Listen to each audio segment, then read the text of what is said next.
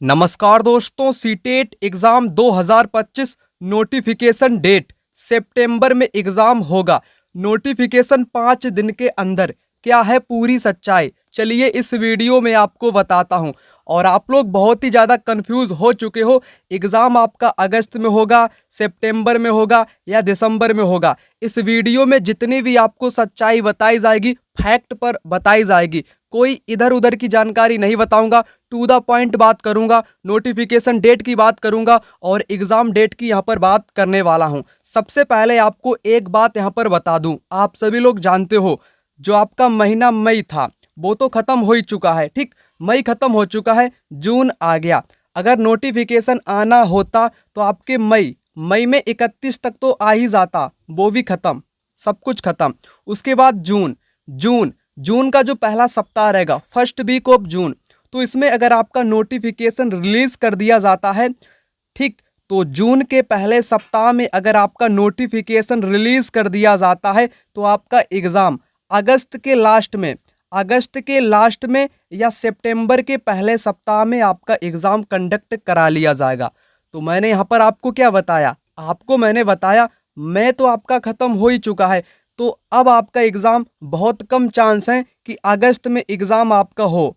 ठीक है ना, अगस्त में एग्ज़ाम बिल्कुल भी नहीं हो सकता है क्योंकि बहुत कम चांस है। अगर एग्ज़ाम जब होता है सीटेट का तो 3 महीने पहले ही उसका नोटिफिकेशन जारी कर दिया जाता है। इसलिए अब आपके पास जून का महीना है, इसमें अगर आपके 5 दिन के भीतर यानी कि 5 या 6-7 डेज के भीतर आपका नोटिफिकेशन रिलीज़ कर दिया जाता है तो आपका यहाँ पर क्या हो जाएगा, एग्ज़ाम आपका सितंबर में कंडक्ट करा लिया जाएगा। ठीक, तो इतनी जानकारी मैंने यहाँ पर आपको बताई।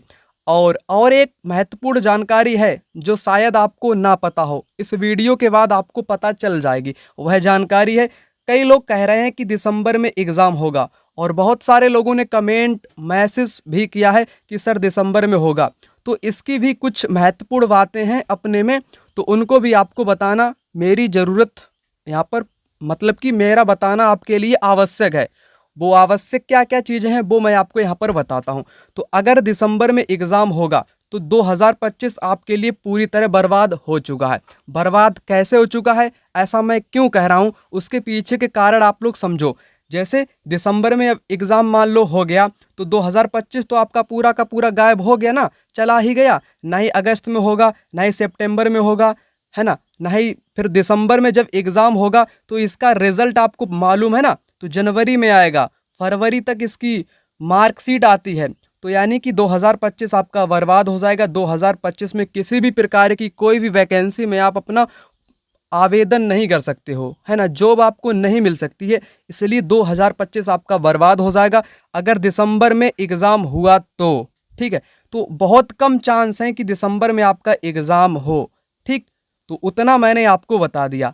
अब सबसे महत्वपूर्ण बात, नोटिफिकेशन कि डायरेक्ट आप सर मुझे ये बताओ नोटिफिकेशन कब आएगा और एग्ज़ाम डेट क्या है। ठीक है ना, लोग इतना ही देखते हैं कि नोटिफिकेशन कब आएगा, एग्ज़ाम डेट क्या रहेगी। हर समय हर दिन प्रत्येक दिन यही यूट्यूब पर सर्च करते हैं कि सीटेट 2025 नोटिफिकेशन कब आएगा, यही देखते रहो, इसी में अपना टाइम बर्बाद करते रहो। नोटिफिकेशन को आना होगा तो आ ही जाएगा एक ना एक दिन, आज नहीं आया तो कल आ ही जाएगा। ठीक, तो चलो मैं डेट की यहाँ पर बात कर लेता हूँ। डेट जो रहेगी मैंने आपको बताया, मई महीना आपका ख़त्म हो चुका है, जून के फर्स्ट वीक में यहाँ पर आप लिख सकते हैं जून का जो पहला सप्ताह रहेगा उसमें नोटिफिकेशन आपका रिलीज़ हो सकता है। और एग्ज़ाम डेट की मैं बात करूँ, या तो हो सकता है एग्ज़ाम आपके अगस्त के एंड में हो जाए, जैसे 30 तारीख को, 29 तारीख को, तो अगस्त के लास्ट में भी हो सकता है, या सितंबर के पहले सप्ताह, फर्स्ट वीक ऑफ सितंबर में हो सकता है एग्ज़ाम। तो एक बार पुनः मैं रिपीट कर देता हूँ, नोटिफिकेशन जून के पहले सप्ताह में अगर आ जाता है तो एग्ज़ाम अगस्त के लास्ट में या सितंबर के पहले सप्ताह तक कंडक्ट करा लिया जाएगा। ठीक, तो इतना तो मैंने आपको बता दिया।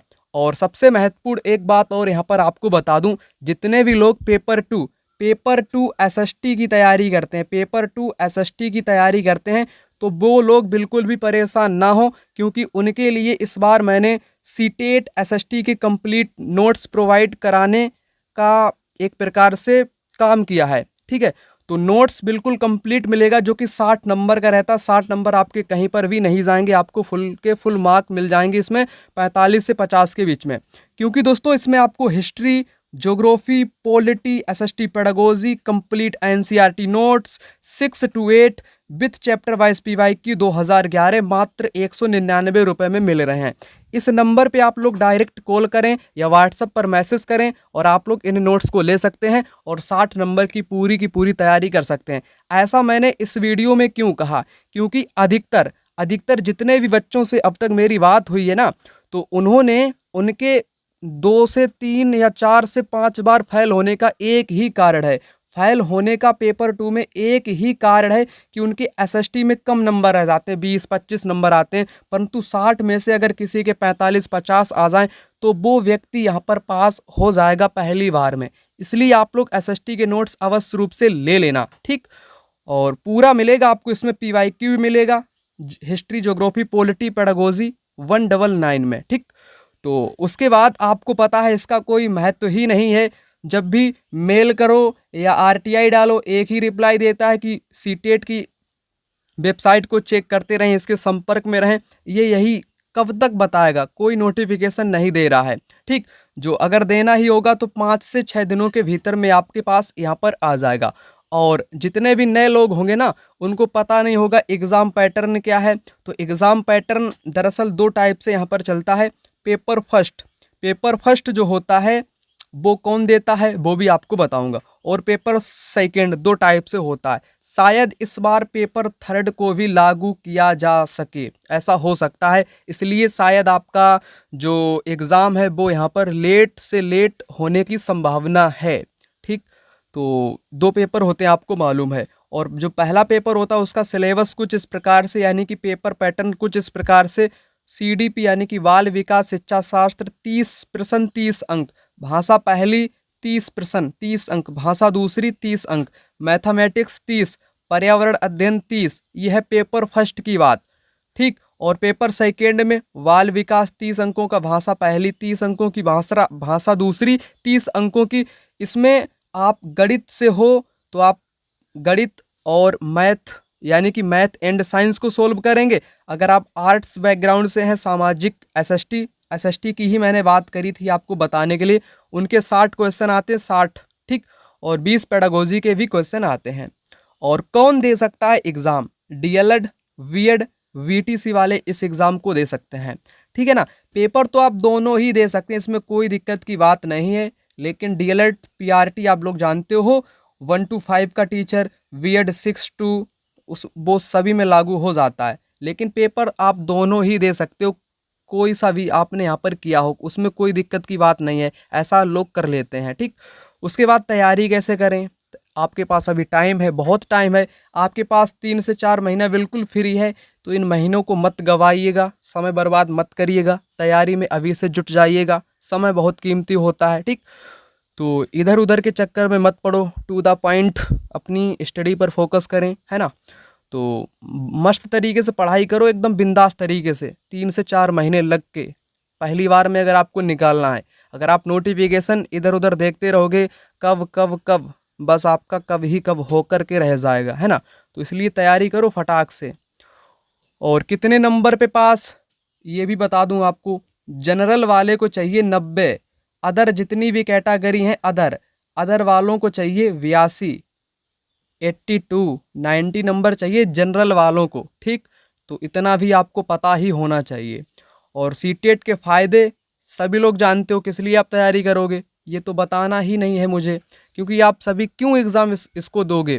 क्योंकि आप केवीएस की तैयारी करोगे, अदर स्टेट के एग्ज़ाम की तैयारी करोगे, एनवीएस, तमाम सेंट्रल गवर्नमेंट टीचिंग एग्ज़ाम की वैकेंसी का आप लोग फ़ायदा उठाओगे, इसलिए ही तो आप करोगे ना। तो ये भी मैंने आपको बता दिया, ठीक। तो इस वीडियो को देखने के लिए आपका बहुत बहुत धन्यवाद। और अंतिम रूप से मैं यही आपसे कहूँगा, टाइम यानी कि समय बर्बाद मत करना। आप लोग एसएसटी के नोट्स लेकर के तैयारी कर सकते हैं। और कोई भी डाउट, समस्या वगैरह हो तो आप लोग कमेंट बॉक्स में कमेंट करके बता देना। मिलता हूँ दूसरी वीडियो में, तब तक के लिए जय हिंद, वंदे मातरम।